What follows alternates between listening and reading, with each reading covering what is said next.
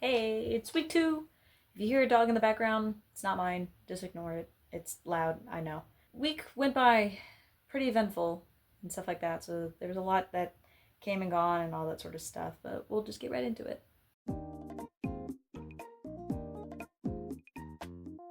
I have a coworker whose birthday is coming up, and it's right next to Valentine's Day, which had got me thinking about the people whose birthdays are around major holidays in general, which I have experience with because my birthday is close to Thanksgiving, but not in the sense that like it's within the same week, so it was always so close to Thanksgiving. But it did affect me in the sense of if we were planning a birthday party, there was one less weekend to schedule it about because no one was going to be around, because that would have been over Thanksgiving break. So it did cause a little bit, but it was more in the sense of the fact that my sister's birthday and mine are close together, and my mom's birthday is in September. So then it would be September, October, my sister, me, November, and then Christmas. So by the time January rolled around, we're done. We're not doing anything anymore. But for something as interesting as Valentine's Day is quite confusing because I'm thinking about it in the sense of when you're growing up and you're in school and it's so close to Valentine's Day, does that affect you in any shape, way, or form when the classes were doing the Valentine's Day celebrations or whatnot? But then it also gets me thinking about those who have birthdays over the summer and then you don't get to celebrate those in school, and that must suck. But then also, I was the kind of person that always wanted a pool party in November. And like, yeah, it's still Florida, but still not November. I mean, can you imagine having your birthday be so close to Halloween, you know? And I know a ton of them that are near Christmas, which I can't even begin about like how weird that must be. Not necessarily tough, not necessarily amazing, but just different, and you always have to acknowledge it every single time. I am solely convinced that Orlando is just a small town in a big city's body, and I'll always be gaslit about this until the end of time.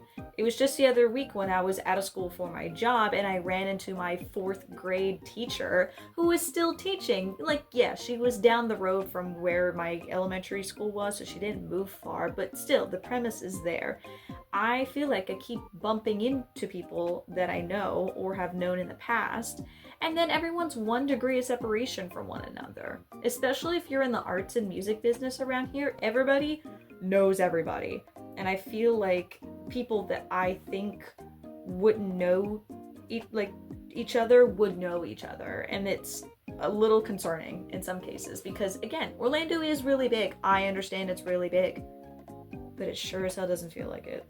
I just wanted to give some appreciation to the James Webb telescope. I love this little guy. I mean, come on, look at this thing.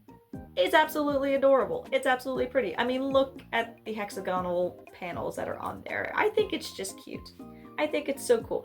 And for it only being up in space for like 4 years, has produced some of the best pictures of deep space that I've ever seen. I'm so happy it exists. I just want for there to be better merchandise for it. I I would like to have something super niche like the James Webb telescope that's in like a sticker or a patch format that isn't just like some standard NASA shirt that you can get anywhere. Like it took me years to just get a NASA shirt. But I was wanting something a little bit more like specific and I just couldn't really find anything online, which made me a little sad. I found this year's Grammys to be one of the greatest of all time. And this is someone who grew up in the era of pop music from 2013 to 2015, which, wow, have we come very far from now. But in regards to this year's Grammys, I mean, the categories were so stacked. I feel like I've never seen categories that stacked before. So I found it a little funny and a little disappointing when there were people after the fact that were getting upset that their faves didn't win particular categories or if they won any of them at all.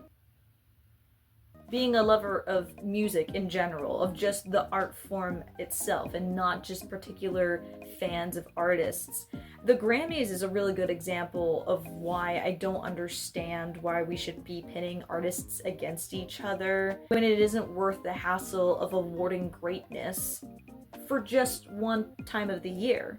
When it's this stacked, no one's gonna come out completely happy. I mean, I wasn't even completely happy at the end. My super niche categories were not awarded in my favor, but accomplishments go beyond a gold trophy. What I will say about award ceremonies in general is how ridiculous one project will be awarded in a particular category for one award ceremony and then won't even get nominated in another.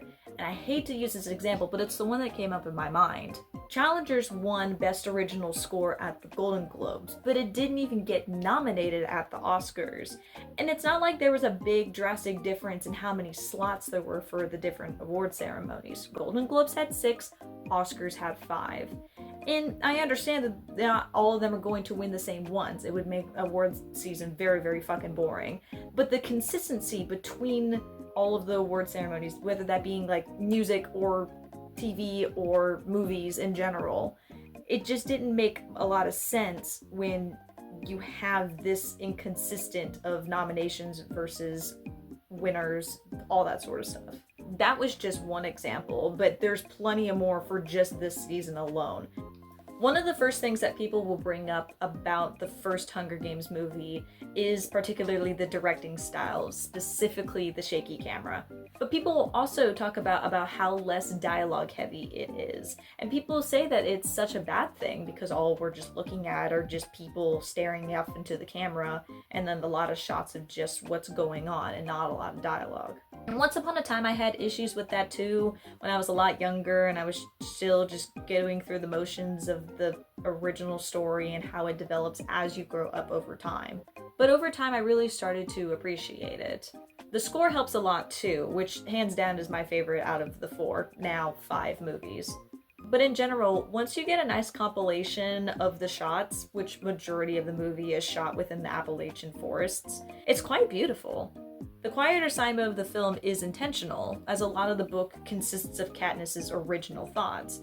I mean, most of it is her in the game on her own. Like, of course it's going to be quiet. Still, I'll defend Gary Ross's directing style till the day I die. I understand what his vision was trying to be, and I understand what he was trying to execute.